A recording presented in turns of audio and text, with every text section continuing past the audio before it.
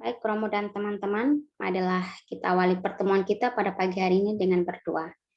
Dalam nama Bapa, Putra, dan Roh Kudus, amin. Amin. Bapa yang Maha Kasih, puji dan syukur kepadamu atas segala berkat dan rahmat yang boleh kami terima, dan kami mohon berkat-Mu pula untuk pertemuan kami dari pagi hingga siang hari ini, semoga dapat berjalan dengan baik dan lancar. Terlebih utuslah Roh Kudus-Mu bagi Romo Eko, sehingga beliau dapat menyampaikan segala apa yang telah dipersiapkan dengan baik. Kemuliaan kepada Bapa dan Putra dan Roh Kudus, Seperti pada permulaan, sekarang, selalu, dan sepanjang segala abad. Amin. dalam nama Bapa, Putra, dan Roh Kudus. Amin. Terima kasih, Sister. Selamat pagi, teman-teman semuanya. Bahan untuk pertemuan kita pada kesempatan ini sudah saya sampaikan dalam bentuk PowerPoint di minggu yang lalu. Lalu tadi saya baru saja menambahkan satu artikel yang bisa diambil dari salah satu buku yang juga saya sampaikan di sana, Eschatology in the Bible and in the Jewish and Christian Tradition. Itu bisa dibaca mulai dari halaman 78 nanti sampai 110. Nanti di situ ada beberapa informasi tentang paham eskatologi, terutama dalam tahap awal pertumbuhan kekristenan. Nah, yang akan kita bahas dalam kesempatan pagi hari ini adalah apakah di dalam karya Yesus, baik dalam pengajarannya maupun juga di dalam tindakan-tindakannya sudah masuk unsur-unsur yang kita sebut unsur eskatologi. Yang ini pasti merupakan bagian dari apa yang kita sebut sebagai apokaliptik, sesuatu yang diwahyukan, disingkapkan tentang apa yang akan terjadi pada zaman akhir. Kata eskaton itu sebetulnya berarti juga terakhir, eskatos itu terakhir. Eskaton itu menjadi dibendakan, itu lalu menjadi hal yang terakhir. Atau kita seringkali menyebutnya akhir zaman, akhir dunia, atau akhir apapun, zaman akhir gitu.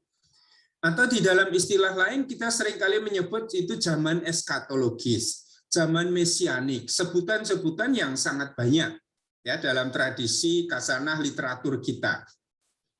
Tetapi yang ide dasarnya adalah bahwa pada suatu akhir nanti, titik terakhir, akan ada suatu peristiwa. Yang minggu lalu di dalam bacaan Ekaristi itu sudah diambil misalnya dari Markus 13. Apa yang akan terjadi ketika anak manusia itu datang? Nah, zaman akhir itu seringkali juga diwarnai dengan gagasan tentang kedatangan sosok eskatologis. Entah itu mau disebut anak manusia, seperti yang juga sudah dinyatakan di dalam kitab Daniel, atau juga diistilahkan sebagai Mesias. Ya, maka ini sesuatu yang akan terjadi pada zaman akhir. Tetapi pertanyaannya adalah selalu kapan saat itu akan tiba? Kapan akhir itu akan tiba? Nah, kalau kita ikut misalnya kata-kata Yesus yang kita baca dalam bacaan Injil minggu lalu, Yesus mengatakan tidak seorang pun tahu. Malaikat tidak tahu, anak tidak tahu, hanya Bapa yang tahu. Nah, justru karena tidak seorang pun tahu ini rahasia atau misteri ilahi, maka orang hanya bisa menduga-duga, memperkirakan, atau sikap terbaik yang diminta oleh Yesus pasti adalah berjaga-jaga. Tetapi kan ini suatu misteri yang entah kapan datangnya. Apa tanda-tanda yang akan menyertai? Ini kan juga menjadi pertanyaan para murid. Kalau saat itu tiba, apa tanda-tandanya? Nah, Yesus pun lalu menyebutkan beberapa unsur hal-hal yang sifatnya katastrofik itu. Ya, matahari itu akan jatuh, bulan itu akan kehilangan sinarnya, matahari itu akan padam, bintang-bintang akan jatuh, kuasa-kuasa langit akan runtuh. Ada gempa bumi, ada hal-hal dahsyat. Yang dikatakan oleh Yesus itu akan menjadi tanda kehadiran zaman akhir ini. Itu pasti akan datang. Tetapi kapan hari dan saatnya tidak seorang pun tahu. Nah, ini kan sesuatu yang terus menjadi penantian.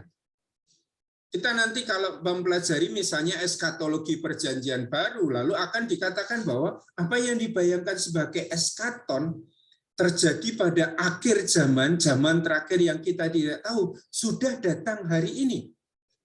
Sudah datang sekarang ini dalam peristiwa Yesus. Maka kehadiran Yesus itu juga kehadiran zaman eskatologis. Kehadiran Yesus itu adalah juga kehadiran zaman mesianik. Itu kalau kita mengikuti misalnya Injil Markus itu sudah menjadi jelas bahwa Markus itu juga membayangkan kehadiran Yesus itu adalah kehadiran zaman keselamatan, zaman eskatologis, ya, zaman mesianik itu. Tetapi sampai pada zaman Yesus ini kan sesuatu yang masih merupakan gagasan, pengharapan akan suatu zaman akhir nanti, ketika anak manusia itu akan datang untuk membawa penghakiman bagi semua orang. Nah, anak manusia yang datang untuk membawa penghakiman bagi semua orang itu pasti terkembangkan lebih dalam tradisi Kristiani. Kalau dalam tradisi Yahudi, siapa yang akan datang untuk menjadi hakim adalah Allah sendiri. Ya, tetapi fungsi yudikatif, fungsi hakim ini dalam tradisi Kristiani lalu sudah beralih dalam diri Yesus. Dan ini pasti mengambil dari kitab Daniel bab 7, karena kepada anak manusia itu diberikan kemuliaan dan kekuasaan. Ya, termasuk kuasa untuk mengampuni dosa. Maka siapa yang nanti akan datang pada akhir zaman untuk duduk sebagai hakim, yang akan menghakimi baik yang masih hidup maupun sudah mati, itu adalah anak manusia. Yang datang dengan kemuliaan dan kekuasaan dari awan itu.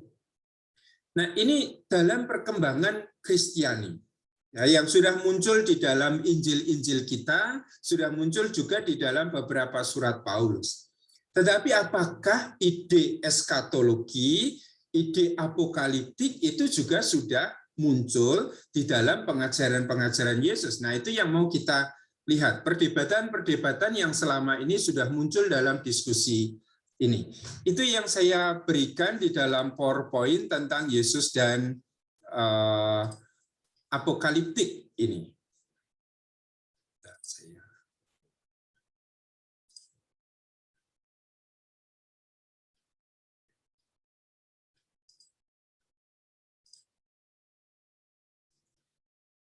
Nah, pertanyaan kita adalah tentang apakah di dalam pengajaran-pengajaran Yesus, juga di dalam kehidupan Yesus, sudah ada wawasan apokaliptik yang masuk di dalamnya. Nah, beberapa orang itu akan mengatakan sudah. Dan kalau kita amati seperti Johannes Weiss, Albert Schweitzer, ini adalah orang-orang yang banyak terlibat di dalam upaya untuk mencari yang kita sebut sebagai the historical Jesus. Jadi mereka menyelidiki perjanjian baru untuk menemukan data-data historis tentang Yesus. Ya, mereka ini biasanya tergabung dalam kelompok yang kita sebut sebagai The Jesus Seminar. Jadi mengadakan banyak seminar, banyak kolokium, dengan berdasarkan data-data perjanjian baru, berusaha untuk mencari sebetulnya apa itu yang terjadi pada diri Yesus yang historis itu, yang hadir 2000 tahun yang lalu. Dan informasi-informasi yang secara historis itu bisa dipertanggungjawabkan dari dalam perjanjian baru kemudian diambil. Maksud saya ini kan dikontraskan dengan data-data tentang Yesus yang sudah dibalut dengan iman, keyakinan-keyakinan pos kebangkitan. Maka mereka ini termasuk orang-orang yang berusaha untuk polesan-polesan iman itu dihilangkan lebih dahulu, disisihkan lebih dahulu. Sehingga mereka berusaha untuk menemukan Yesus yang katakanlah murni historis. Bukan Yesus yang sudah direnungkan, sudah direfleksikan berdasarkan iman akan kebangkitan. Nah, orang-orang dalam kelompok ini biasanya sudah mengatakan bahwa dalam pengajaran Yesus, juga di dalam tindakan-tindakan pelayanan Yesus, Yesus sudah mempergunakan wawasan apokaliptik.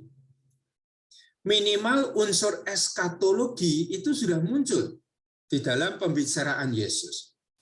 Ya, atau di dalam tindakan Yesus. Misalnya ketika Yesus dituduh dia itu menyembuhkan orang dengan kuasa Beelzebul. Dan dia mengatakan, kalau aku mengusir setan dengan kuasa Allah atau dengan kuasaku, itu berarti kekuasaan Allah sudah datang sekarang ini. Ya, bahwa kerajaan Allah itu sudah menjadi nyata. Kalau misalnya Yohanes yang ada di dalam penjara waktu itu, kalau kita ambil Matius bab 11, mendengar tindakan-tindakan Kristus, apa yang dibuat oleh Mesias, dan dia mengutus 2 muridnya untuk datang kepada Yesus dan bertanya, engkaukah yang akan datang itu? Atau haruskah kami menanti orang lain lagi? Dan Yesus kemudian mengutip kitab Yesaya bab 35, ya. Katakanlah kepada Yohanes apa yang engkau lihat, apa yang engkau dengar. Orang lumpuh berjalan, orang buta melihat, orang bisu berbicara, orang mati dibangkitkan. Dan semuanya ini adalah nubuat di dalam kitab Yesaya 35 tentang apa yang akan terjadi kalau keselamatan Tuhan itu datang. Nah, zaman mesianik, zaman mesianik atau zaman eskatologi ini dibayangkan sebagai zaman keselamatan. Ketika Tuhan menganugerahkan keselamatan. Nah, apa yang dikatakan oleh Yesaya itu menurut Yesus sudah dia buat. Karena kenyataannya Yesus membuat orang yang lumpuh berjalan. Orang yang buta seperti Bartimius kemarin Senin disembuhkan oleh Yesus sehingga melihat. Nah, apa yang di dalam kitab Yesaya masih dibayangkan sebagai sesuatu yang akan terjadi pada zaman nanti, jauh di depan sana, di dalam pembicaraan Yesus, itu sudah terjadi sekarang ini, dalam peristiwa-peristiwa hidup Yesus. Sehingga eskatologi yang jauh, yang diharapkan, yang masih ada di masa depan, itu dibayangkan sudah terjadi sekarang ini. Eskaton itu sudah terjadi sekarang ini dalam peristiwa hidup Yesus. Keselamatan yang dijanjikan pada akhir zaman itu sudah terjadi sekarang ini. Apalagi kalau kita nanti membaca Injil Yohanes. Ya, eskaton keselamatan itu sudah terjadi sekarang ketika orang mengimani Yesus. Ya, sehingga orang tidak perlu menantikan nanti di zaman yang tidak tahu kapan, entah kapan. Tetapi sekarang ini keselamatan Allah itu sudah menjadi nyata. Nah, contoh yang kita ambil orang-orang yang berpendapat bahwa dalam peristiwa hidup Yesus, dalam pengajarannya maupun pelayanannya, Yesus sudah menggunakan wawasan apokaliptik. Ini adalah tokoh-tokoh yang tadi saya katakan banyak berbicara tentang the historical Jesus. Jadi apa yang dibuat oleh Yesus historis waktu itu? Johannes Weiss itu mengatakan, Yesus berbicara tentang kerajaan Allah sebagai kedatangan peristiwa eskatologis, momen historis ini. Bukan kerajaan Allah yang dibangun dalam hati manusia. Ini cara kita berbicara sekarang ini. Ya, kerajaan Allah adalah situasi damai, sukacita, keadilan yang terbangun dalam hidup kita. Tapi Weiss itu mengatakan Yesus ini adalah pewarta kedatangan kerajaan Allah sebagai peristiwa eskatologis. Ya, zaman akhir yang memang akan terjadi dalam sejarah hidup kita. Ingat yang kalimat terakhir di dalam Injil yang kita gunakan dalam perayaan Ekaristi hari Minggu yang lalu. Ya, angkatan ini tidak akan mati, ya, tidak akan hilang sebelum saat itu datang. Sehingga Yesus pun seolah-olah mengatakan kalian akan mengalami sendiri zaman akhir ini. Zaman eskaton ini. Ya, angkatan ini artinya kan yang sedang diajak berbicara oleh Yesus. Para murid dan para pendengarnya. Ini tidak akan berlalu, ya, generasi ini tidak akan berlalu sebelum saat itu datang. Nah, dalam kata-kata seperti ini lalu muncul kesan bahwa eskaton itu sudah sangat dekat. Kerajaan Allah itu sudah sangat dekat. Apalagi kata-kata pertama Yesus dalam perwataannya adalah bertobatlah, kerajaan surga sudah dekat. Nah, ini yang juga diwartakan misalnya oleh Paulus. ya, kepada umat di Tesalonika. Sehingga begitu Paulus pergi, umat Tesalonika punya gagasan eskaton itu akan segera datang. Yang dibayangkan sebagai eskaton di dalam tradisi Tesalonika pasti adalah kedatangan Yesus yang bangkit. Yesus yang sudah bangkit, Yesus yang mulia itu akan datang lagi, membawa keselamatan. Dan akan datang kapan? Dalam waktu yang sangat singkat. Nah, ini yang kita katakan kemarin bahwa apokaliptik itu adalah suatu cakrawala berpikir, ide, tetapi ide itu juga membentuk cara hidup. Sehingga orang-orang Tesalonika lalu sangat memfokuskan diri pada mempersiapkan kedatangan Kristus yang akan datang ini. Yang kemudian membuat mereka sedikit banyak nanti ditegur oleh Paulus. Tapi itu ide yang sudah menampakkan bahwa eskaton itu sudah sangat dekat. Dalam waktu yang sangat singkat akan datang. Maka yang selalu diutamakan oleh Yesus adalah soal berjaga-jaga, mempersiapkan diri, jangan sampai kita terlena. Tetapi kita harus siap sedia menyambut kedatangan zaman itu. Nah, orang seperti Weiss itu sangat berpandangan bahwa Yesus ini adalah pemberita kedatangan kerajaan Allah, bukan sebagai realitas batin. Ya, kerajaan Allah yang tumbuh di dalam batin kita. Bukan sebagai sebuah pernyataan kebijaksanaan atau bukan ungkapan-ungkapan kebijaksanaan, sapiential expression gitu. Tetapi kerajaan Allah itu adalah realitas. Kerajaan yang baru, dunia yang baru yang dibangun di dunia ini. Ya, dan ini akan datang dalam waktu yang singkat. Hanya lalu Yesus selalu mengatakan, kapan hari dan saatnya tidak seorang pun tahu.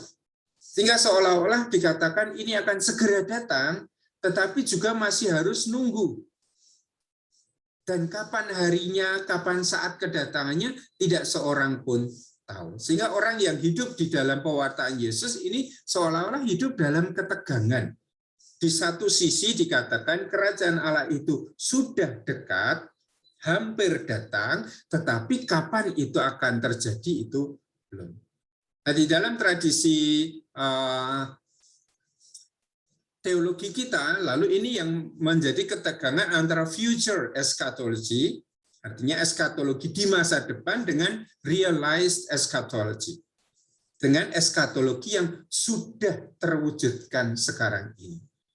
Ya, Paulus, kemudian Yohanes itu sangat tampak bahwa eskatologi yang diwartakan oleh Yesus sudah datang.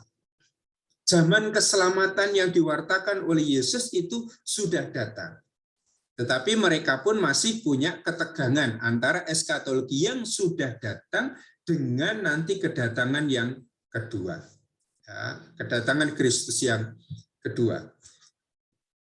Jadi Johannes Weiss itu mengatakan dalam pewartaan Yesus, dalam sabdanya, juga di dalam tindakan-tindakannya menyembuhkan banyak orang, mengusir setan dengan banyak mukjizat, Yesus sudah memasukkan di dalamnya wawasan-wawasan apokaliptik, ya, terutama eskatologi ini.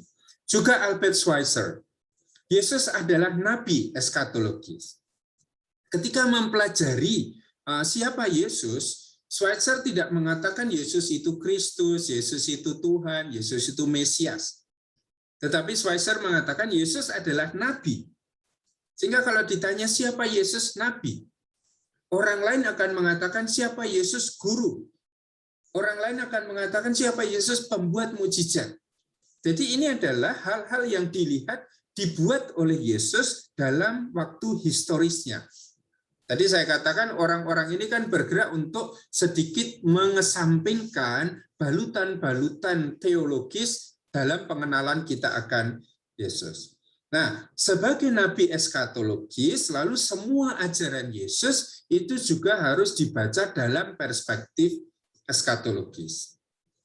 Schweitzer ini sangat menghubungkan Yesus dengan pendahulunya, yaitu Yohanes Pembaptis.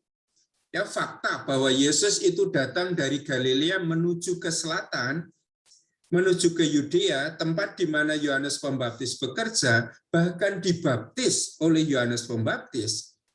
itu adalah fakta bahwa sebetulnya Yesus ini muridnya Yohanes Pembaptis. Paling tidak Yesus ini terpikat pada warta pertobatan yang dibawa oleh Yohanes Pembaptis. Ya, kita sebagai orang Kristiani yang memuja-muja Yesus pasti tidak rela untuk mengatakan bahwa Yesus ini adalah muridnya Yohanes Pembaptis. Tapi lihat, orang-orang ini adalah orang-orang yang bergerak untuk mencari the historical Jesus. Jadi mereka berusaha untuk mengerti Yesus itu siapa tahu sebetulnya pada zamannya waktu itu. Ya, sebelum Yesus masuk dalam perjanjian baru, diceritakan, dikisahkan sebagai objek iman jemaat. Nah, Schweitzer itu melihat Yesus ini dalam konteksnya saat itu adalah nabi eskatologis seperti Yohanes Pembaptis. Kalau kita lihat khotbah-khotbah Yohanes Pembaptis, misalnya di dalam Injil Lukas, itu adalah khotbah-khotbah tentang kedatangan zaman eskatologis. Zaman ini sudah akan datang. Digambarkan kapak itu sudah siap di akar pohon ini. Ya. Jadi kalau kapak ini sudah siap dalam arti kalau kamu itu siap, ini ketika ditebang, ya kamu akan jatuh. Tapi kalau kamu itu siap, kamu itu mempersiapkan diri dengan pertobatan, maka kapak ini tidak akan digunakan untuk memotong akar kalian itu. Nah, zaman eskatologis dibayangkan oleh Yohanes sebagai zaman yang segera akan datang. Dan sikap terbaik untuk menanggapi kedatangan zaman keselamatan itu adalah pertobatan. Sehingga warta Yohanes Pembaptis adalah bertobatlah, kerajaan Allah sudah dekat. Dan warta inilah juga yang diambil alih oleh Yesus. Tidak di selatan, di Yudea dalam komunitas Yohanes Pembaptis, tapi Yesus kembali ke utara. Kembali Galilea, dari kota ke kota, dari desa ke desa, Yesus memberitakan hal yang sama. Kerajaan Allah sudah dekat. Tidak hanya memberitakan kerajaan Allah dengan sabdanya, tetapi juga dengan tindakan-tindakannya. Sehingga tadi ketika ditanya oleh muridnya Yohanes Pembaptis, Yesus bisa mengatakan bahwa apa yang dia buat dengan menyembuhkan banyak orang, mengusir setan, itu adalah wujud nyata kehadiran kerajaan Allah. Dengan demikian, kalau Yesus itu adalah seorang nabi eskatologis, maka semua ajaran Yesus juga harus dibaca dalam perspektif eskatologis. Dalam zaman kemudian ada peneliti lagi, ini sangat kita kenal, Rudolf Bultmann ini. Keselamatan itu terjadi, keselamatan yang dibayangkan sebagai keselamatan akhir, bukan karena perubahan alam yang luar biasa, tetapi karena bencana kosmik yang mengawali era yang baru. Ini ada suatu zaman yang baru. Bukan hanya zaman yang berlangsung dan kemudian ada perubahan-perubahan alam yang mengubahnya, tetapi ini bencana kosmik yang akan mengawali suatu zaman yang baru. Nah, kalau dari dalam kitab Apokaliptik ada yang menggambarkan sebagai Yerusalem baru, Bait Allah yang baru, langit yang baru, sesuatu tatanan yang serba baru yang lama itu sudah dihancurkan lewat bencana kosmik ini. Tetapi kemudian Allah menciptakan sesuatu yang baru. Nah, melanjutkan Schweitzer, Joachim Jeremias itu juga mengatakan ajaran Yesus itu selalu harus dibaca dalam perspektif eskatologis. Nah, ini adalah tokoh-tokoh yang meyakini bahwa dalam pengajaran Yesus dan dalam karya pelayanan Yesus, Yesus sudah memasukkan di dalamnya itu wawasan-wawasan eskatologis yang menjadi bagian dari wawasan apokaliptik itu. Kelompok kedua itu mengatakan belum. Ya, bahwa ketika Yesus mengajar, ketika Yesus bekerja, itu Yesus belum memasukkan di dalamnya wawasan-wawasan eskatologi. Unsur-unsur eskatologis yang sekarang kita temukan di dalam Injil, di dalam kata-kata Yesus di dalam Injil itu ditambahkan oleh gereja perdana. Jadi ini wawasan-wawasan yang dibangun sesudah peristiwa kebangkitan Yesus. Nah, orang yang sangat banyak mempelajari ini adalah orang yang namanya Kloppenberg. Ini kita kenal sebagai orang yang sangat berfokus pada studi tentang sumber ki. Kalau kita ingat di dalam hipotesis dua sumber dalam pembentukan Injil-Injil sinoptik, ada dua sumber. Yang pertama adalah Markus, yang kedua adalah sumber ki. Nah, Kloppenberg ini berusaha untuk mempelajari apa yang disebut sebagai sumber ki ini. Yang sebagian besar itu adalah sabda-sabda Yesus. Ya, tidak ada mukjizat Yesus di situ, kecuali penyembuhan anak pegawai istana di Lukas bab 7 itu. Tetapi yang menjadi isi dari ki semua adalah sabda Yesus. Nah, ini yang dipelajari oleh Kloppenberg. Yesus disebut sebagai pemberita kebijaksanaan yang berbicara tentang kerajaan Allah yang terwujud dalam kekinian. Maka kerajaan Allah itu tidak digambarkan sebagai sesuatu yang jauh, tetapi sesuatu yang terjadi sekarang ini. Dan ajarannya tidak memuat perspektif eskatologis. Karena yang diajarkan oleh Yesus adalah datangnya kerajaan Allah sekarang ini, di dunia ini. Ya, Yesus tidak menunjukkan suatu realitas yang jauh di depan sana. Tetapi kerajaan Allah, keselamatan Allah itu datang sekarang ini. Itu yang tadi saya maksud dengan Matius 11 ketika Yesus itu mengutip Yesaya 35.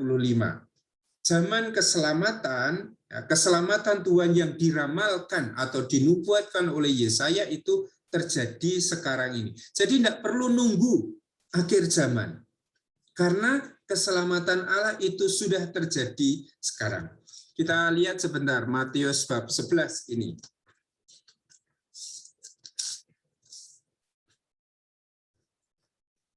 Yesus dan Yohanes Pembaptis.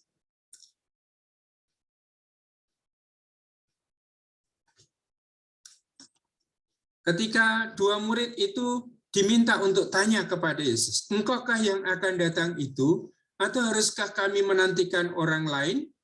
Di ayat 4 Yesus menjawab, "Pergilah dan katakanlah kepada Yohanes apa yang kamu dengar dan kamu lihat. Orang buta melihat, orang lumpuh berjalan, orang kusta menjadi tahir, orang tuli mendengar, orang mati dibangkitkan, dan kepada orang miskin diberitakan kabar baik." Lalu lihat catatan kaki di bawah, bab 11 ayat 4 itu diambil dari ayat 4 ayat 5 diambil dari Yesaya 35 5 sampai 6. Nah, kalau kita baca Yesaya 35, coba kita lihat sebentar. Yesaya 35 5 sampai 6, kata-katanya ada di situ. Lihat saja judulnya, ya, judulnya pasti tidak ditulis oleh Yesaya tetapi oleh editor. Yang dibahas di bab 35 itu adalah keselamatan bagi umat Tuhan. Kalau keselamatan Tuhan itu datang, apa yang akan terjadi? Ya seperti yang dikatakan di dalam Matius 11 tadi. 5 sampai 6. Pada waktu itu mata orang-orang buta akan dicelikkan. Yesaya menubuatkan itu. Pada suatu saat nanti kalau keselamatan Allah datang, mata orang-orang buta akan dicelikkan. Itu terjadi pada zaman Yesus atau tidak? Ya, terjadi. Yesus membuat orang-orang yang buta itu sekarang melihat. Telinga orang-orang tuli akan dibuka. Itu dibuat oleh Yesus. Orang lumpuh akan melompat. Yesus menyembuhkan orang lumpuh. Mulut orang bisu akan bersorak-sorai. Nah, semua yang diwartakan oleh Yesaya itu sudah terjadi pada zaman Yesus. Dengan demikian, orang yang berpandangan bahwa Yesus tidak menggunakan paham apokaliptik itu mengatakan Yesus itu berbicara tentang kerajaan Allah yang terwujud sekarang ini. Yesus tidak bicara tentang suatu kerajaan Allah yang akan terjadi di masa depan nanti, jauh di hadapan kita, tapi sekarang ini.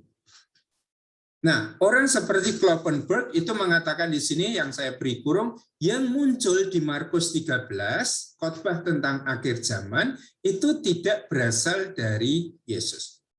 Tetapi berasal dari gereja perdana, yang nanti merenungkan kembali hidup Yesus dalam wawasan apokaliptik yang sudah diwarisi dari perjanjian lama. Kloppenberg sendiri mempelajari di Key, di dalam sumber Key, elemen-elemen apokaliptik adalah elemen-elemen sekunder. Artinya dibuat dalam tahap kedua peredaksian. Jadi ada kata-kata Yesus yang dikatakan ini, orang seringkali mengatakan ipsissima verba Christi. Kata-kata yang memang berasal dari Yesus. Tetapi pengajaran Yesus, kehadiran Yesus kemudian sudah diceritakan oleh para penginjil dalam tahap kemudian.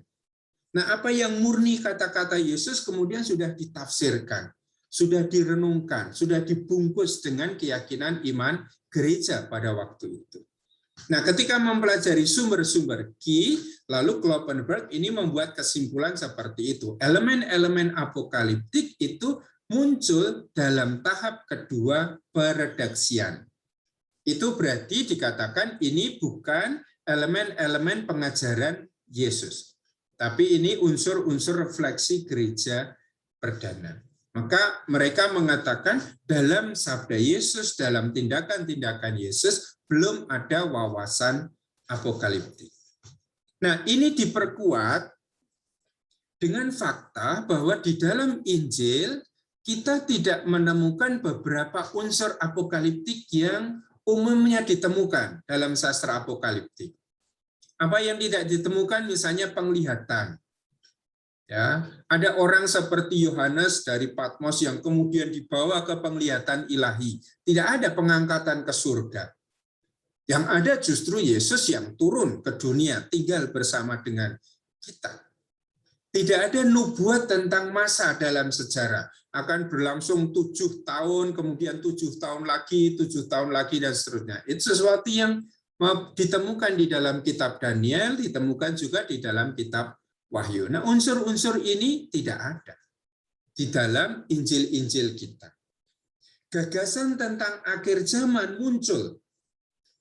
Tetapi dikatakan oleh Kloppenberg tadi gagasan-gagasan apokaliptik seperti ini atau gagasan eskatologis muncul justru di tahap kedua peredaksian. Berarti itu sudah merupakan renungan, refleksi yang diperkembangkan bukan oleh Yesus, tetapi oleh murid-muridnya, oleh gereja perdana. Sementara dalam pengajaran Yesus, dalam pelayanan Yesus, belum ada itu unsur-unsur eskatologis. Kita bayangkan orang-orang Yahudi pada zaman itu belum sangat memperkembangkan gagasan eskaton tentu saja. Ya, karena mereka hanya membayangkan kehidupan kita akan berakhir di dunia ini. Kita jahat atau kita baik, kita akan berakhir di tempat yang sama, yang namanya Sheol itu. Hanya mulai zaman Intertestament ada gagasan tentang kebangkitan. Ya, mulai sangat kelihatan itu di Daniel dan paling kelihatan itu di dalam kitab Makabe. Ketika orang mempunyai keyakinan bahwa nanti dalam zaman kebangkitan kami yang setia kepada Allah akan dihidupkan. Nah, mulai zaman-zaman Intertestament inilah lalu kita melihat ada gagasan-gagasan eskatologis. Sehingga kalau kita bicara dengan mudah tentang surga, tentang eskaton, dalam cara berpikir orang Yahudi zaman Yesus, itu sesuatu yang baru. Ya, yang belum menjadi arus utama di dalam pemikiran orang-orang Yahudi pada waktu itu. Tetapi diyakini bahwa pada akhirnya nanti Allah akan berdiri sebagai hakim yang mengadili baik orang yang hidup maupun orang yang mati. Ya, yang hidup dan yang mati dan telah melakukan apa yang baik. Ya, apa yang baik dalam tradisi Yahudi pasti adalah mentaati Taurat, mereka akan dibawa ke kerajaan surga atau kerajaan langit, Malkut Hasamayim itu ya. Ini adalah kehidupan kekal. Tetapi yang dalam pengadilan akhir ini ditemukan bahwa mereka selama hidupnya jahat, mereka akan masuk ke tempat kematian kekal. Yang kita sebut sebagai Gehenna itu atau neraka jahanam lah istilah kita itu. Saya juga baru tahu bahwa jahanam itu muncul dari kata Gehenna ini. Ya, ini pendapat yang kedua. Jadi ada yang mengatakan sudah Pengajaran Yesus, hidup Yesus sudah memasukkan di dalamnya wawasan eskatologis. Ada orang yang mengatakan belum, karena Yesus itu bicara tentang kerajaan Allah yang terjadi sekarang ini. Tidak perlu ada suatu perubahan-perubahan bencana kosmik yang akan mengubah era baru dari sejarah kita ini. Karena kerajaan Allah itu hadir dalam zaman kita ini. Nah, dalam pertentangan ini masih orang kembali pada arus utama yang mengatakan bahwa Yesus ini memang sudah memasukkan di dalam pengajarannya, juga di dalam pelayanannya itu wawasan apokaliptik. Yesus sendiri mati sebagai raja orang Yahudi, berarti Yesus memang datang untuk membangun kerajaan Yahudi, kerajaan Israel. Ya, karena yang namanya Mesias dalam tradisi Yesus pada waktu itu, dalam zaman Yesus tidak bisa dipisahkan dari gagasan akan seorang raja yang akan datang untuk membangun kembali kerajaan Israel.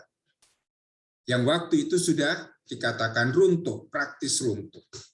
Maka diharapkan datangnya seorang sosok raja, Mesias, yang akan membangun kembali tatanan yang baru. Ya, gagasan tentang sosok yang akan datang di dalam tradisi Yahudi ini kita sebut sebagai sosok Mesias, dia yang diurapi.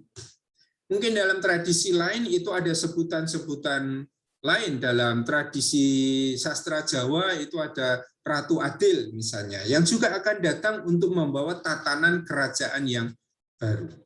Yesus ini berakar dalam tradisi Yohanes Pembaptis, yang mewartakan pengadilan eskatologis yang akan segera datang. Maka tadi saya mengatakan kalau Yesus ini berakar pada tradisi Yohanes Pembaptis. Yohanes Pembaptis mewartakan pertobatan untuk menyambut datangnya kerajaan Allah ini. Lalu Yesus itu juga sudah memasukkan di dalam pengajaran-pengajarannya itu unsur-unsur eskatologis. Dan pemberitaan murid-murid Yesus ini sangat kental dengan orientasi eskatologis. Tadi dikatakan oleh Kloppenberg ya bahwa elemen-elemen apokaliptik, elemen-elemen eskatologis itu terbentuk pada tahap kedua. Ya, jadi bukan dari Yesus sendiri tapi dari murid-muridnya. Tetapi kita harus bertanya, bisakah murid-muridnya ini memunculkan sesuatu yang baru sama sekali, yang tidak ditemukan dalam pengajaran Yesus? Ataukah sebetulnya Yesus sudah mulai memunculkan hal-hal eskatologis seperti itu, unsur-unsur eskatologis yang kemudian oleh para muridnya diperkembangkan lebih lanjut? Maka dalam kelompok ini diyakini Yesus sendiri sudah memasukkan wawasan eskatologis di dalam pengajarannya.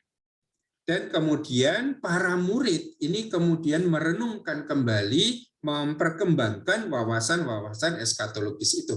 Tentu dengan bantuan perjanjian lama. Tentu juga dengan bantuan filsafat Yunani.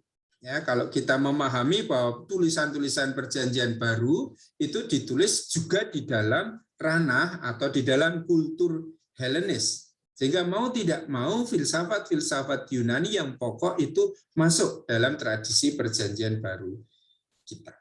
Nah, ini tarik ulurnya, diskusinya. Apakah Yesus sudah memasukkan di dalam sabdanya, pengajarannya, juga hidupnya wawasan-wawasan apokaliptik ini. Untuk pokok pertama ini, apakah ada tanggapan atau pertanyaan atau mungkin mendapat informasi yang lain dari sumber lain? Silakan.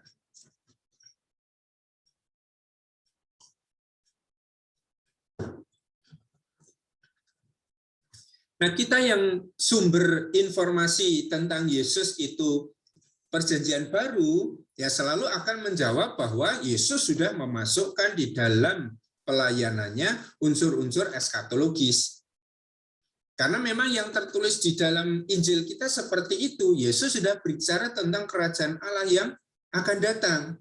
Tapi hari dan saatnya tidak seorang pun tahu. Nah, kalau kita hanya mendasarkan pada teks Perjanjian Baru, kita akan mengatakan Yesus sudah memasukkan di dalamnya.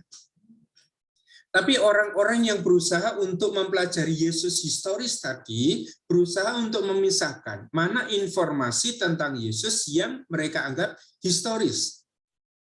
Mana informasi tentang Yesus yang mereka anggap, oh ini sudah dibalut dengan iman post-Paskah. Ya, dengan keyakinan-keyakinan teologis jemaat perdana. Nah, yang sudah dibalut dengan keyakinan teologis jemaat perdana disingkirkan.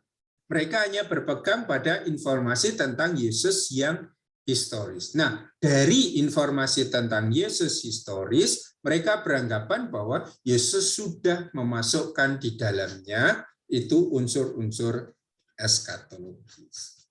Ya. Kalau kita ya praktis kita hanya akan mendasarkan diri kita pada apa yang kita temukan di dalam Perjanjian Baru. Baik, ada tanggapan atau komentar atau pertanyaan?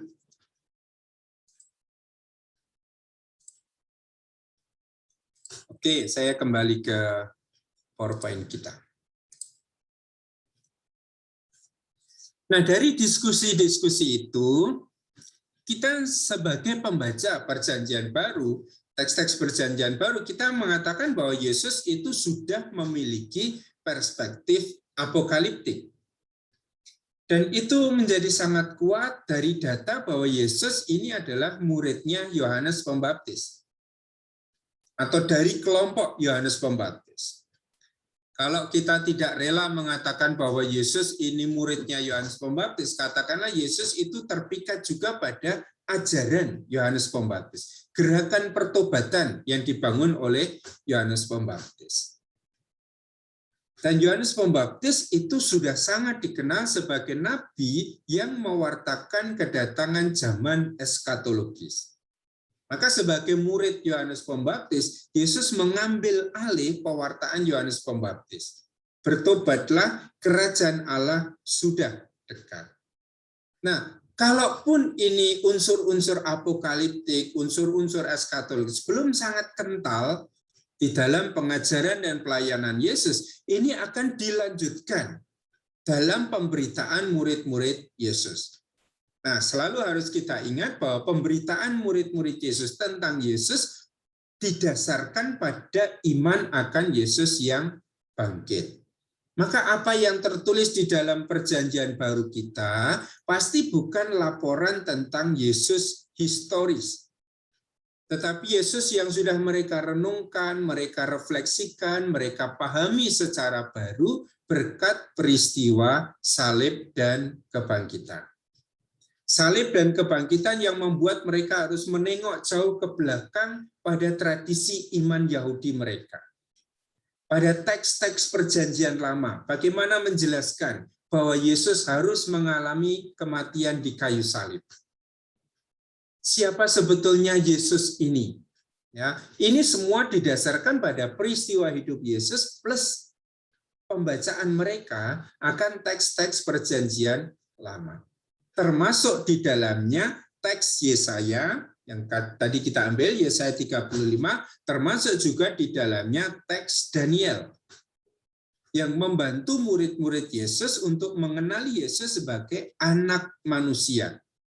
Anak manusia yang akan datang dari awan itu.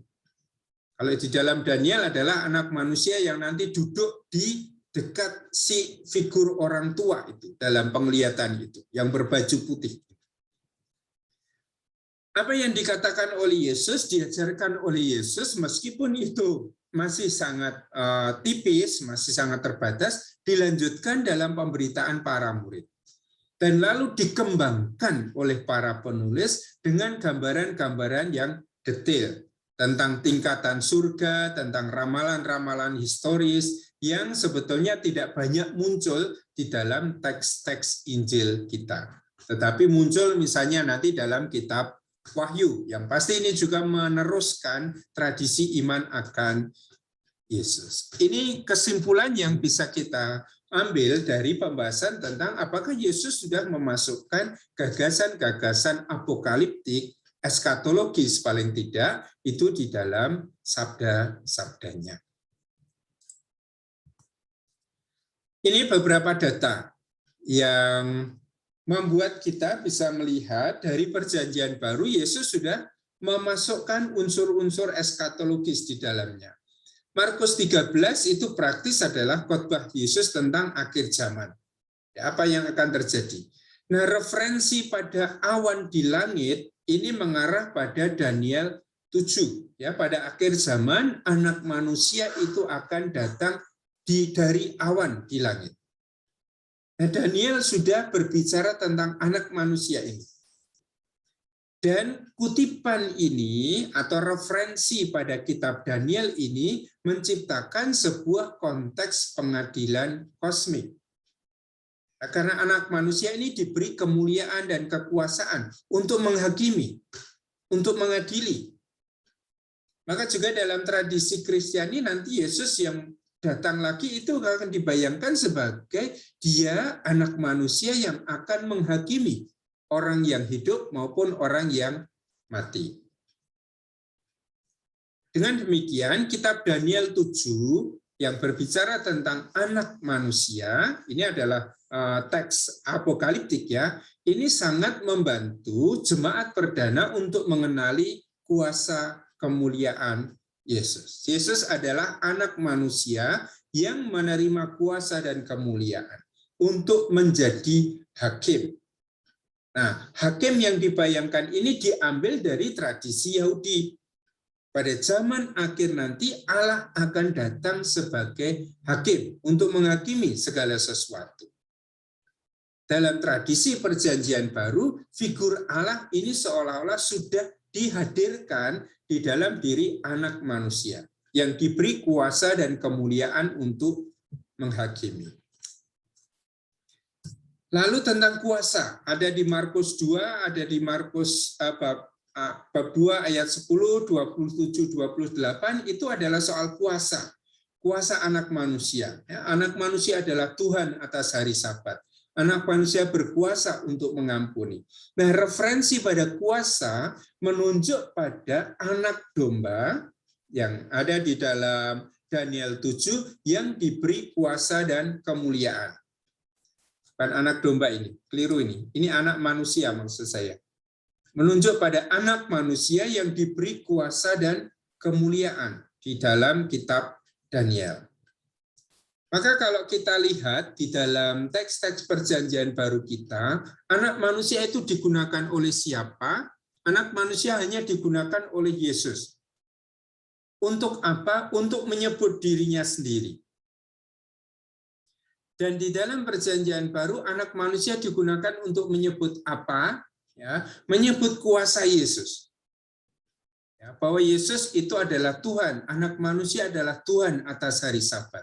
Anak manusia berkuasa untuk mengampuni dosa. Ini soal kuasa. Hal yang kedua yang dikaitkan dengan anak manusia adalah kedatangannya, atau yang kedua adalah penderitaannya. Bahwa anak manusia akan mengalami banyak penderitaan, akan ditolak, akan disalibkan, dan pada hari yang ketiga akan dibangkitkan. Maka unsur yang kedua adalah penderitaan. Anak manusia itu memang dia yang datang dalam kuasa dan kemuliaan. Maka punya kuasa untuk mengampuni dosa dan seterusnya. Tetapi dia harus mengalami banyak penderitaan. Dan yang ketiga, anak manusia itu akan datang kembali. Ya, anak manusia akan datang lagi. Nah, gagasan tentang anak manusia yang ada di dalam pengajaran Yesus itu dikaitkan dengan gagasan anak manusia yang ada di dalam kitab Daniel. Jadi sangat mungkin Yesus mempergunakan sebutan anak manusia untuk menyebut dirinya sendiri. Kalau dia menyebut dirinya sendiri, di dalam Injil-Injil sinoptik itu akan sangat jelas dia menyebut dirinya dengan anak manusia. Atau kalau di dalam Injil Yohanes, dia hanya lebih menyebut anak. Dan gelar anak manusia, sebutan anak manusia diambil dari Daniel 7. Dan Daniel 7 ini sepenuhnya adalah apokaliptik.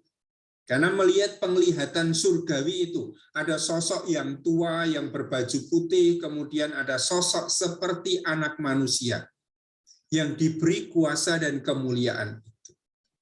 Dengan demikian, paham apokaliptik sudah digunakan oleh para penulis Perjanjian Baru untuk mengenali siapa Yesus. Siapa tahu Yesus? Yesus adalah anak manusia seperti digambarkan di dalam kitab Daniel. Dia yang datang dari Allah, datang dari langit dengan kuasa dan kemuliaan. Apakah sama persis anak manusia dalam Daniel dan dalam Injil ini? Tidak. Ya, dalam Injil itu adalah persona Yesus. Sementara anak manusia di dalam kitab Daniel ini adalah kolektif. Ini adalah bangsa Israel sebetulnya.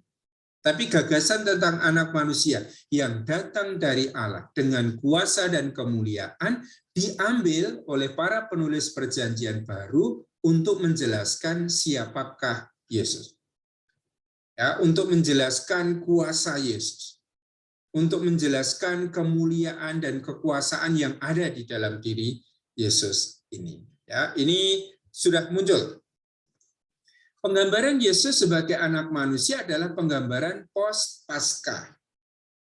Ya, ia dicita-citakan datang untuk memulihkan kerajaan Israel. Karena dia digambarkan sebagai Mesias tadi. Dan tugas seorang Mesias adalah memulihkan kejayaan Israel. Banyak orang mengikuti Yesus karena berpikir bahwa Yesus ini akan menjadi raja.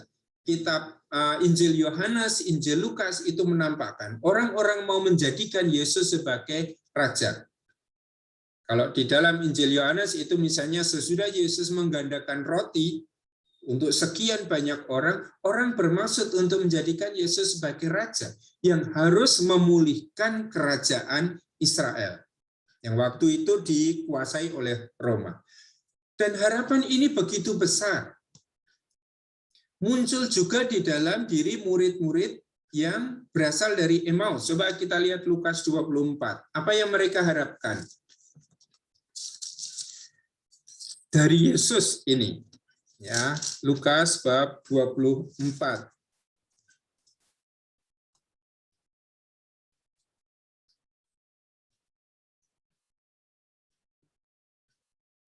Kita mulai dari ayat 17. Ya, pertanyaan Yesus kepada mereka.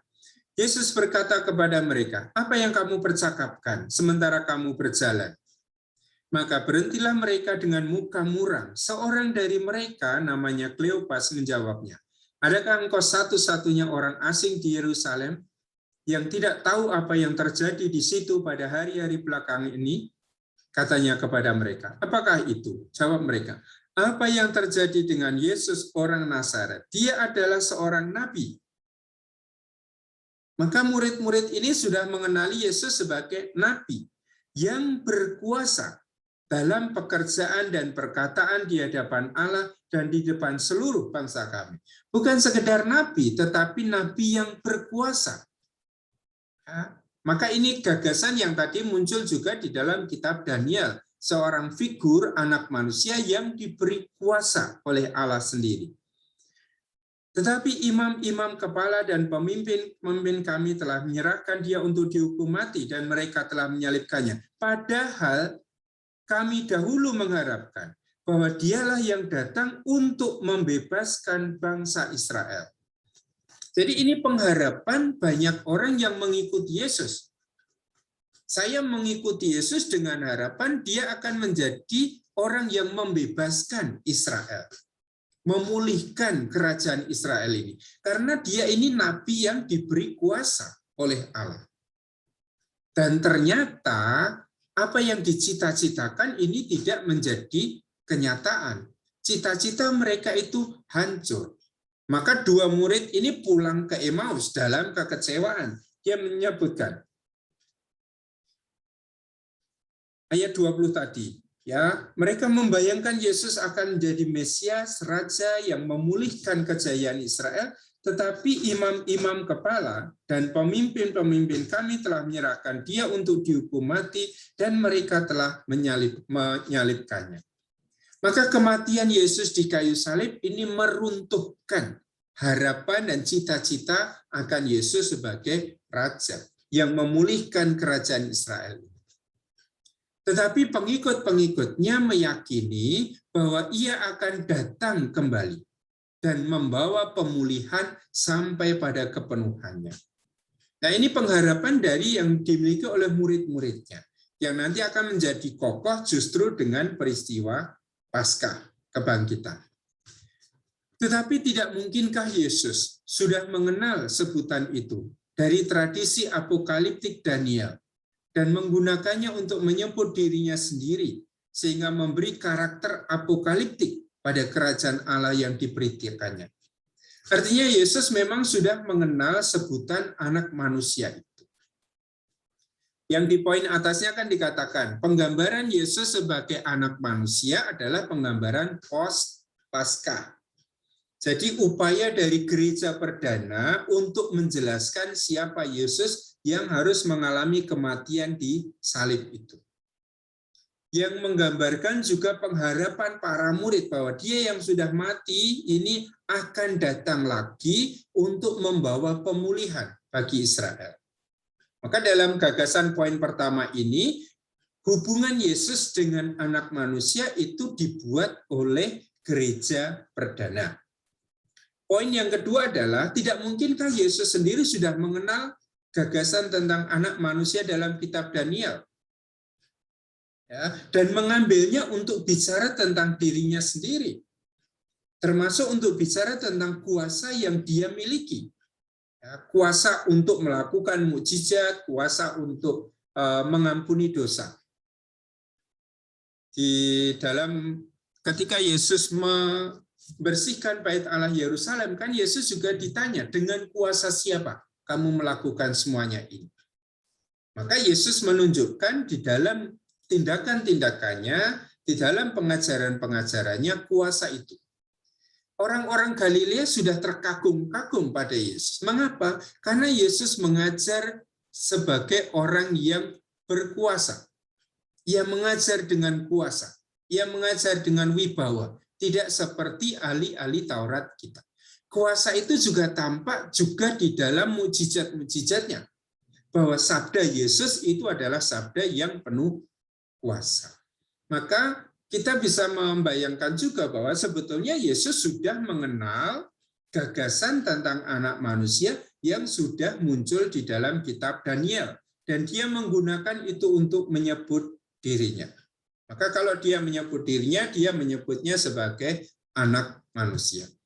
Apakah dia menyatakan diri sebagai anak Allah yang akan mendatangkan kerajaan Allah itu? Ataukah dia mewartakan sosok yang lain? Yang jelas Yesus sendiri tidak pernah menyebut dirinya sebagai Mesias. Orang lain yang akan menyebut dirinya sebagai Mesias. Tidak pernah menyebut dirinya sebagai juru selamat. Tidak pernah menyebut dirinya sebagai apalagi anak domba Allah. Paling Yesus menyebut dirinya itu sebagai nabi. Ya, ketika diminta supaya jangan masuk Yerusalem, Yesus mengatakan tidak ada nabi yang mati di luar Yerusalem. Atau ketika orang-orang Nazaret itu menolak Yesus, Yesus juga mengatakan tidak ada nabi yang dihormati di rumahnya sendiri. Pada waktu itu Yesus sedang mereferensi pada dirinya sendiri. Tapi ini yang banyak digunakan di dalam teks Perjanjian Baru. Kalau Yesus menyebut dirinya, Yesus lebih sering menyebut dirinya sebagai anak manusia. Ini tentang anak manusia yang dalam pemikiran saat ini itu seringkali dikaitkan dengan paham tentang anak manusia yang ada di dalam kitab Daniel. Pertanyaannya, apakah waktu itu Yesus sudah mengenal gagasan tentang anak manusia dalam kitab Daniel dan mengeterapkannya untuk dirinya sendiri? Ataukah sebetulnya Yesus itu tidak mengenal sebutan anak manusia itu? Tetapi anak manusia adalah cara bicara dalam tradisi Aram untuk menyebut dirinya. Untuk mengganti kata aku, orang bisa menyebut anak manusia. Jadi kalau mengatakan anak manusia akan mengalami banyak penderitaan, itu sama dengan aku akan mengalami banyak penderitaan. Nah, gagasan yang lain yang dikembangkan adalah Yesus sebetulnya tidak mengenal gagasan tentang anak manusia di kitab Daniel.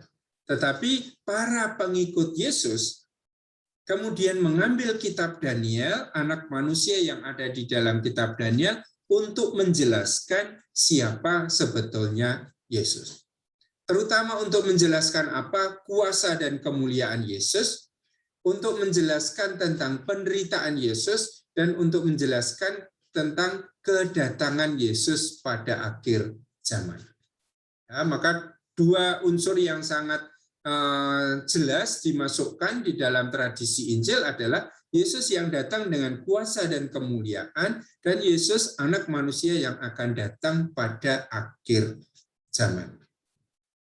Sementara anak manusia yang mengalami banyak penderitaan ini tidak dibahas di dalam teks Daniel. Ya, Daniel itu tidak menyebutkan anak manusia akan mengalami penderitaan. Anak manusia di dalam Daniel itu adalah anak manusia yang ada dalam kemuliaan, berada di samping Allah sana. Maka kita nanti harus bertanya, anak manusia yang mengalami banyak penderitaan ini muncul dari mana? Ini nanti akan muncul dari banyak kidung hamba Yahweh di dalam kitab Yesaya. Dan mengapa anak manusia harus ditampilkan sebagai anak manusia yang mengalami penderitaan? Karena Yesus memang secara historis mengalami penderitaan. Sehingga para murid harus menjelaskan, mengapa Yesus yang kalian sebut sebagai anak manusia itu harus mengalami banyak penderitaan, harus mengalami kematian di salib.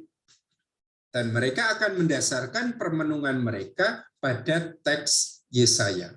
Merenungkan kembali salib, penderitaan Yesus berdasarkan kidung hamba Yahweh yang ada di dalam teks Yesaya. Maka teks Yesaya, teks Daniel itu banyak dikutip oleh para penulis Perjanjian Baru untuk bicara tentang Yesus sebagai anak manusia. Oke, sudah 1 jam saya berbicara. Apakah ada pertanyaan atau tanggapan lebih dahulu?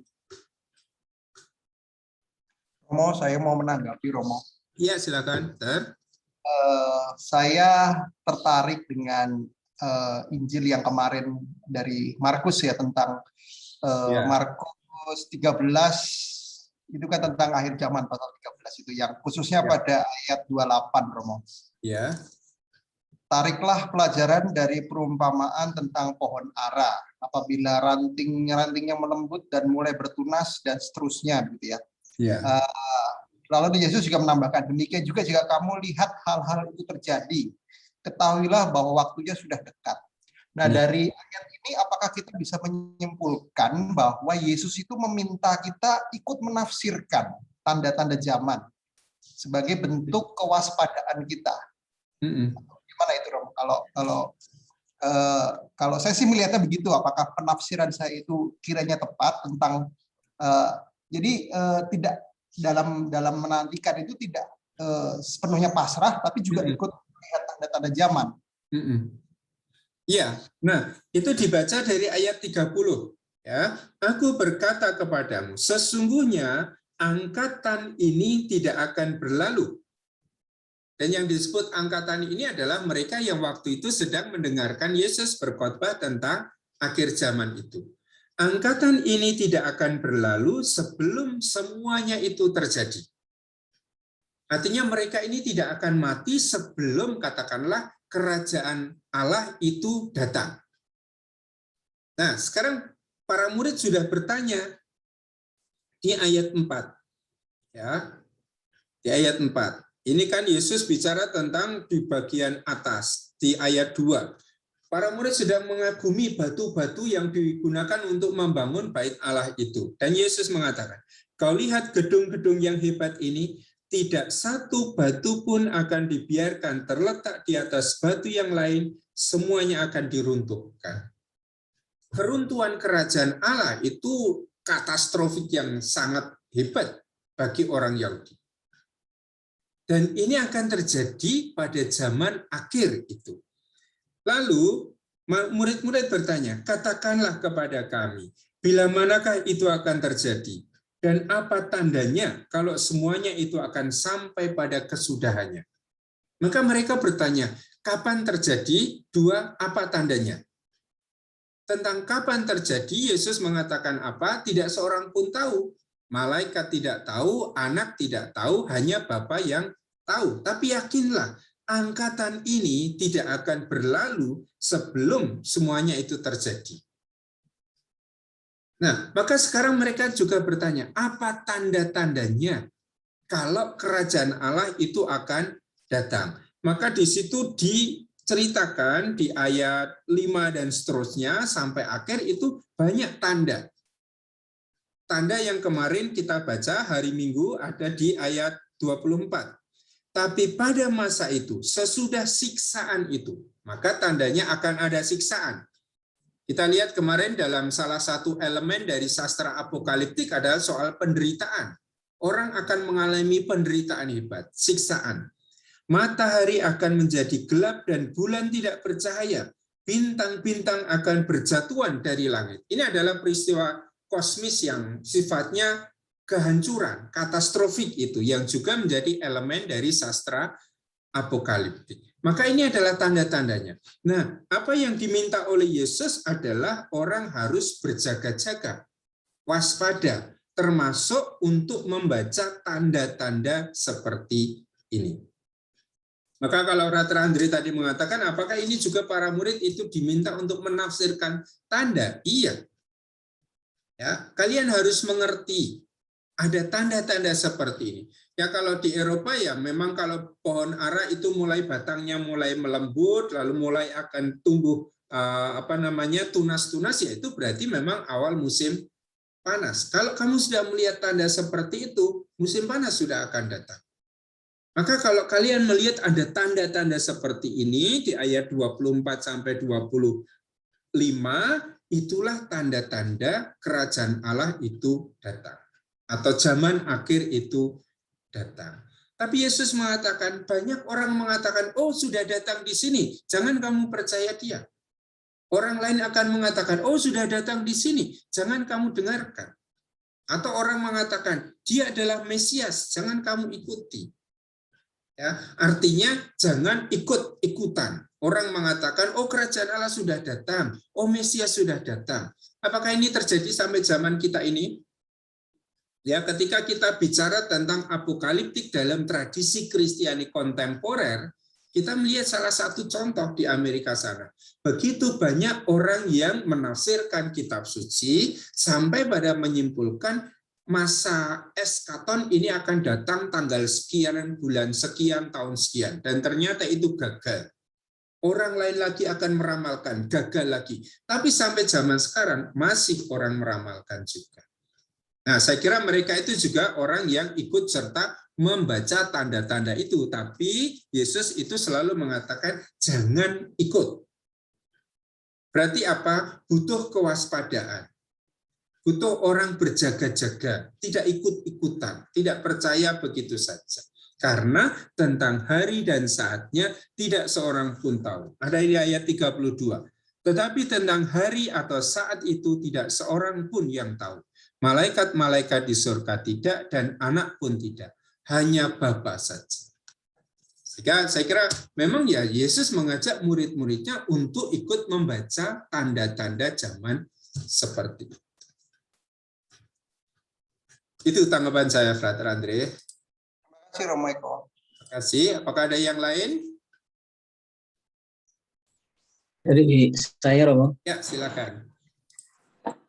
Baik, Romo, ini tentang eskatologis. Pertama itu kapan datangnya hari Tuhan itu tidak seorang pun yang tahu. Kemudian kedua seperti jemaat di Tesalonika yang tadi sudah sempat Romo singgung itu, bahwa mereka sungguh mempersiapkan diri dalam menantikan kedatangan hari Tuhan itu. Lalu di dalam masa penantian itu menjadi tanda tanya bagaimana dengan umat Allah yang sudah meninggal itu. Jadi selama masa penantian itu mereka di mana artinya begitu? Itu pertanyaan saya. Terima kasih, Romo. Ya, itu persis yang dihadapi oleh jemaat di Tesalonika.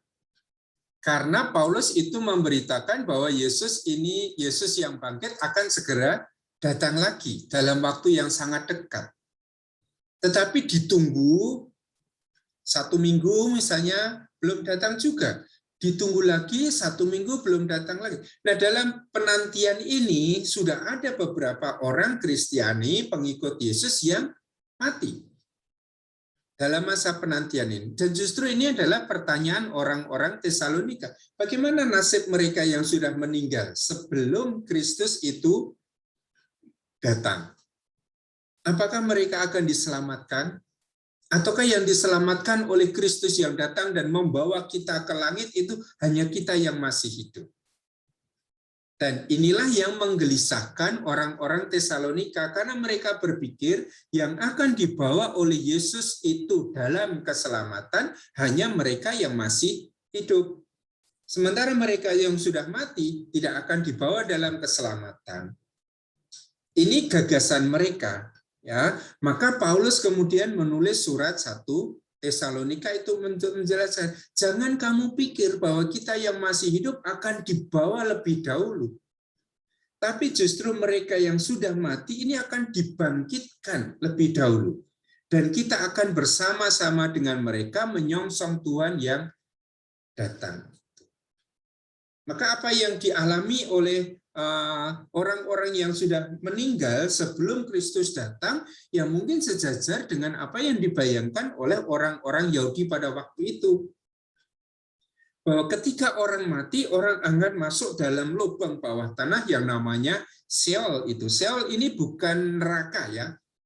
Sheol ini adalah seperti ya ruang kubur di bawah tanah sana, di mana semua orang mati akan masuk ke sana. Orang baik ataupun orang jahat masuk ke sana. Ya, dan pada akhir zaman mereka semua akan dibangkitkan. Dan mereka yang dibangkitkan dan kita yang masih hidup akan sama-sama diadili. Kalau menurut paham eskatologi Yahudi. Kalau di dalam pemikiran Paulus tadi, jangan kamu pikir bahwa kita yang masih hidup ini akan dibawa kepada sana dan yang lain ditinggalkan.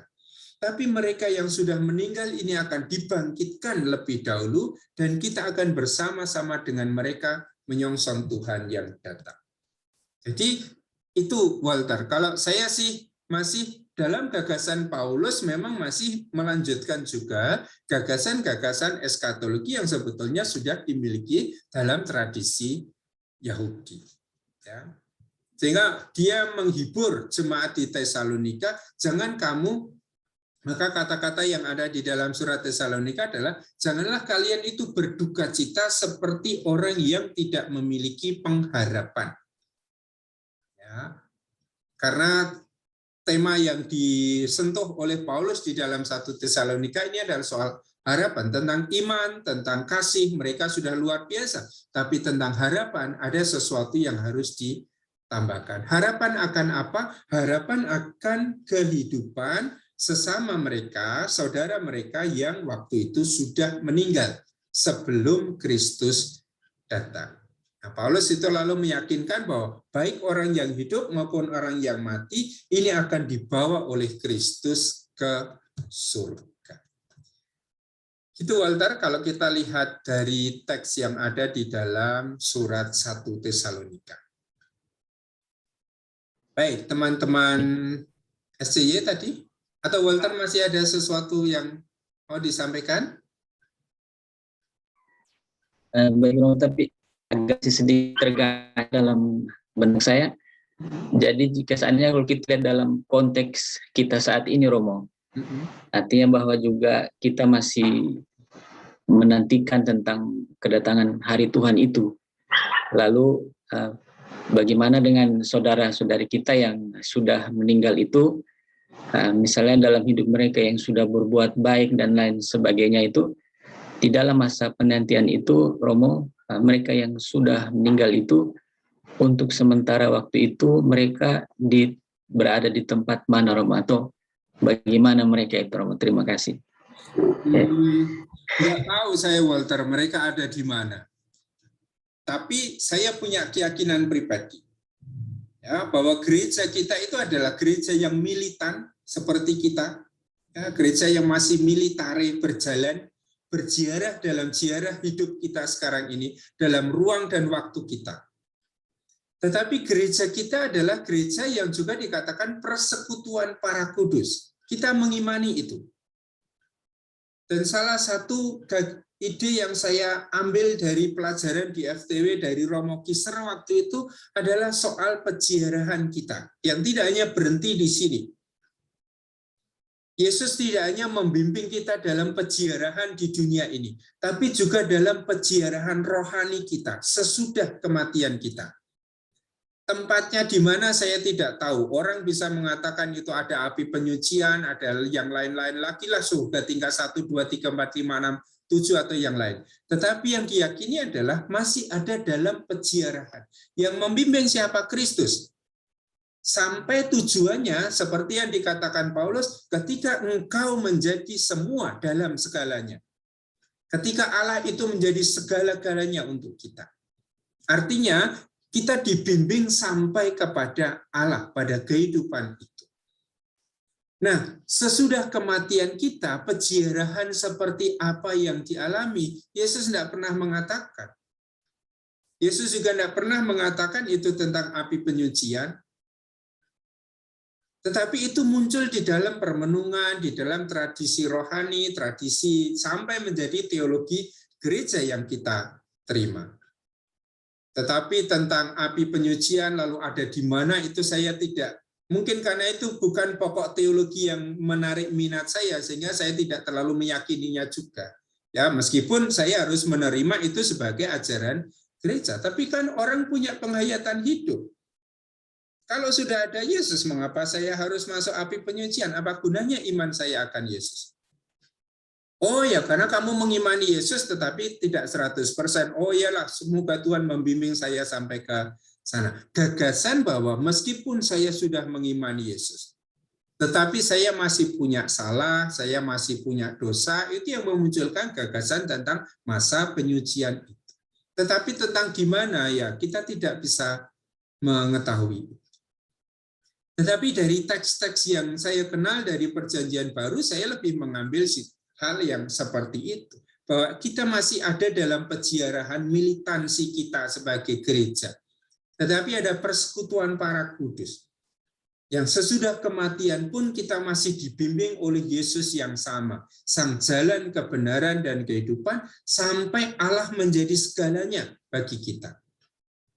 Dan apa yang dialami dalam perjalanan ini ya seperti apa yang dikatakan oleh Santo Agustinus itu, hati saya itu gelisah dan tidak akan tenang sebelum saya mencapai Engkau. Itu tidak hanya soal pikiran, tetapi soal ziarah batin kita. Selama di dunia ini, selama dalam perjalanan rohani kita sampai pada Allah sendiri, kita tidak akan tenang. Itu kalau saya ya, Walter, mungkin nanti kalau belajar eskatologi dari Romo Galih ketika belajar filsafat, teologi harapan, mungkin ada sesuatu yang berbeda, tetapi sebagai seorang beriman ya saya harus mengatakan iman saya, dan itu yang saya imani. Romo Bambang PPSM yang sekarang ada di Kentungan itu dulu mengatakan, ya saya mau masuk surga atau mau masuk neraka enggak apa-apa, yang penting saya bareng Yesus. Karena saya memilih Yesus dan Yesus sudah mengatakan kok tidak seorang pun sampai kepada Bapa kalau tidak melewati aku. Tapi apa yang Walter tanyakan tadi saya memang tidak bisa menjawab ya Walter, mereka itu sekarang ada di mana, nenek saya yang saya cinta itu sekarang ada di mana, saya juga tidak ngerti. Tapi dalam pemahaman teologi saya, dalam pemahaman iman Kristiani kita, lalu kita harus memahami situasi. Baik, Romo. Terima kasih, Romo. Terima kasih, Walter. Nanti kalau ada kamu diangkat ke suatu penglihatan surgawi dan mengalami penglihatan, tolong beritahukan kepada kami juga ya. Kira-kira kita ada di mana itu, Walter. Iya. Kita pindah ke teman-teman Dihon. Saya ingin mengangkat satu contoh dan sekaligus penasaran. Iya. Kan tadi ada yang mengatakan tokoh Albert Schweitzer tadi kan Yesus adalah nabi eskatologis. Nah, sebenarnya dengan baik Allah, Romo. Nah, ketika kan kehancuran Bait Allah itu bisa dikatakan sebagai peristiwa katastrofis yang luar biasa bagi umat Yahudi. Nah, lalu apakah ketika Yesus itu menyucikan Bait Allah, Yesus meminta untuk mereka merombak Bait Allah dan dalam waktu 3 hari aku akan membangunnya, dan dalam konteks Yesus itu kan yang dituju Yesus itu adalah dirinya sendiri. Nah, itu apakah juga menjadi bagian dari eskatologis? Nah, karena kan ya kita tahu Bait Allah sudah hancur. Nah, sebelum kehancuran itu Yesus semacam ingin mengantisipasi, ingin mengarahkan kepada orang-orang di zamannya untuk percaya kepada Yesus tentang konsep Bait Allah dalam tubuh. Ada satu lagi Romo sekalian. Ya. Yang tentang situasi katastrofis yang dalam pertemuan kali lalu itu kan juga sempat dibahas bahwa di Injil Matius itu di bab 24 itu tentang khotbah tentang akhir zaman. Nah, saya itu tertarik di bab 24 ayat 28 Romo. Itu kan masuk dalam judulnya siksaan yang berat dan mesias-mesias palsu. Terus dikatakan bagaimana akhir zaman akan terjadi. Terus di ayat 28 itu, di ayat 27 kan dikatakan sebab sama seperti kilat memancar dari sebelah timur dan melontarkan cahayanya sampai ke barat, demikian pula kelak kedatangan anak manusia. Lalu di bab 28 itu tiba-tiba tidak ada hubungannya dengan anak manusia kalau menurut saya. Terus tiba-tiba dibilang di mana ada bangkai, di situ burung nazar berkerumun. Satu ayat ini yang buat saya bingung Romo, mohon penjelasannya Romo. Iya, ini yang kedua dulu ya. Ini seperti yang tadi dikatakan oleh Faktor Andri, ada tanda-tanda yang akan menyertai. Ya, supaya orang berhati-hati. Kalau peristiwa-peristiwa gelap itu sudah terjadi, itulah tanda-tanda kerajaan Allah itu akan datang. Atau zaman eskatologis itu akan datang. Kalian harus mencermati tanda itu. Seperti kalau kalian mencermati, ada burung nasar berkerumun, apa kesimpulan kita? Di situ ada bangkai. Karena burung nasar itu kan burung pemakan bangkai. Maka kata-kata Yesus di mana ada bangkai, di situ burung nasar berkerumun. Kalau kita melihat ada burung nasar berkerumun, kita yakinlah di situ ada bangkai. Mereka makan itu. Maka ini sama dengan apa yang dinyatakan di atasnya. Ada sekian banyak tanda-tanda yang mendahului kedatangan anak manusia itu. Kalau anak manusia itu datang, apa tanda-tandanya? Dan yang diminta oleh Yesus adalah supaya para murid itu juga membaca tanda-tanda itu. Kalau ada peristiwa-peristiwa seperti itu, lihat, itulah tandanya anak manusia akan datang. Tapi ya tadi Yesus mengatakan, jangan gampang percaya, jangan ikut-ikutan saja. Ketika ada orang mengatakan, oh ini sudah datang, kamu ke sana.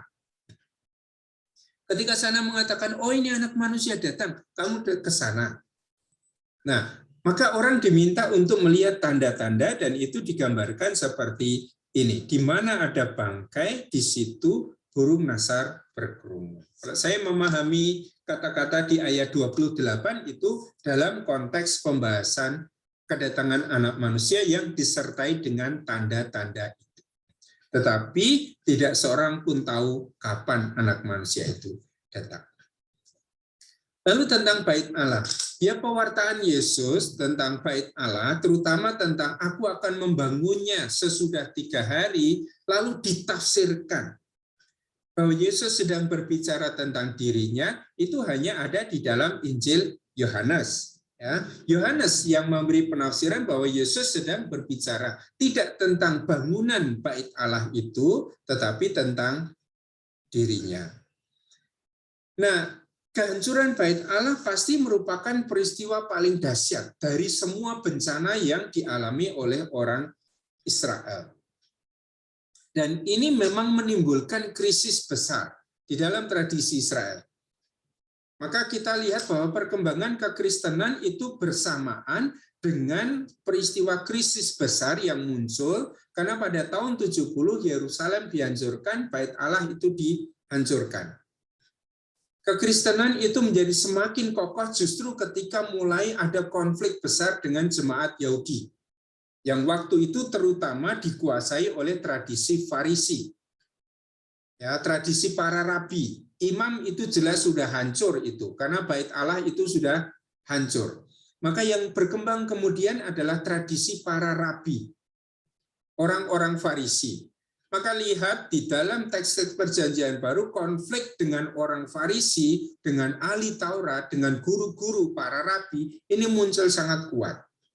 Karena justru tulisan-tulisan Perjanjian Baru itu ditulis ketika jemaat Kristiani ada dalam konflik yang berat dengan orang-orang Farisi ini. Tapi ini muncul karena apa? Karena kehancuran bait Allah ini. Yang memunculkan pasti krisis yang besar di dalam kehidupan orang-orang Yahudi. Dan apakah Yesus itu menunjukkan bahwa kehancuran bait Allah ini sebagai tanda kedatangan anak manusia? Kalau kita lihat tadi Markus 13 itu salah satu tandanya. Ya, karena kan para murid sedang mengagumi batu-batu besar yang dulu digunakan oleh Salomo, oleh Herodes Agung untuk membangun bait Allah itu, yang oleh Yesus dikatakan tidak ada satu batu pun akan terletak di atas batu yang lain. Artinya bait Allah ini akan hancur total. Nah, ini digunakan juga oleh Yesus sebagai salah satu tanda yang menandai kedatangan anak manusia. Maka para murid tadi bertanya, kapan saatnya? Apa tanda-tandanya? Lalu dijelaskan oleh Yesus. Hingga kalau pertanyaan yang pertama tadi tentang bait Allah, apakah Yesus ini juga menggunakan keruntuhan bait Allah itu sebagai tanda-tanda kedatangan anak manusia akhir zaman? Ya. Apakah ini lalu harus ditafsirkan bahwa Yesus sendiri sudah mengatakan bahwa kedatangannya itu menandai kedatangan kerajaan Allah? Itu menurut saya kok belum sampai ke situ. Ya, dalam arti Yesus sendiri memang punya gagasan. Kalau berdasarkan teks-teks Perjanjian Baru, Yesus memang punya gagasan tentang zaman akhir. Sama seperti yang dimiliki oleh orang-orang Israel pada zaman itu. Dan Yesus sudah menunjukkan bahwa zaman akhir itu akan ditandai dengan kedatangan anak manusia. Dan ada tanda-tanda kosmik yang muncul itu. Termasuk di dalamnya itu kehancuran bait Allah. Itu yang saya tangkap dari pertanyaan pertama tadi. Apakah betul atau masih ada komentar lagi? Berarti yang ketika Yohanes menunjuk pewartaan Yesus tentang bait Allah yang menuju kepada diri Yesus itu juga dikaitkan dengan kedatangan anak manusia itu, ada hubungannya gitu, antara Yohanes dan Markus itu.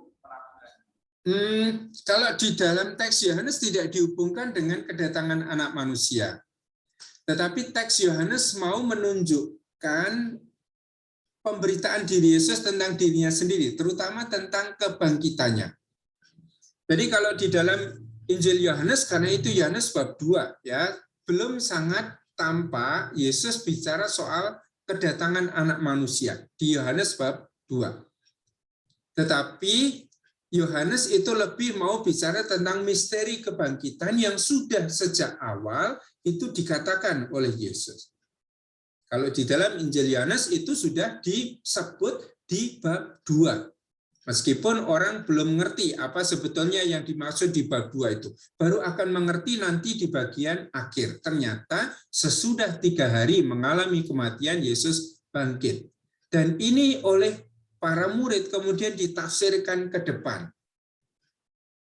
Ya, oh ternyata apa yang dulu dikatakan oleh Yesus itu sekarang menjadi kenyataan. Dia tidak bicara tentang bait Allah, tetapi dia bicara tentang dirinya sendiri, tentang tubuhnya. Tapi orang zaman sekarang, para peneliti kitab suci itu sudah praktis meyakini bahwa kata-kata penafsiran Yohanes itu sebetulnya diambil sesudah Paskah. Jadi Yesus sendiri mungkin hanya mengatakan, dan dalam 3 hari aku akan membangunnya lagi. Baru sesudah Yesus wafat dan bangkit, orang mengalami sesudah 3 hari, Yesus itu bangkit dari kematian. Lalu kata-kata Yesus ketika dia menyucikan bait Allah ditafsirkan oleh para pengikutnya sebagai kata-kata tentang kebangkitannya. Maka oleh Yohanes ditambahkan, tapi Yesus tidak sedang bicara tentang bait Allah itu, tetapi sedang bicara tentang tubuhnya. Oke, jadi rata-rata sekarang sangat diyakini bahwa komentar Yohanes, coba lihat sebentar di Yohanes bab 2. Ya, ini terakhir.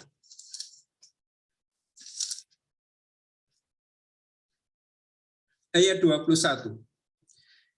Tetapi yang dimaksudkannya dengan bait Allah ialah tubuhnya sendiri. Itu teks yang kita sebut sebagai komentar redaksional.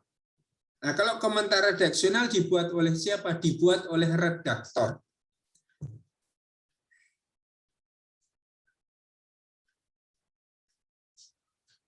Masih mendengar suara saya? Listrik saya mati.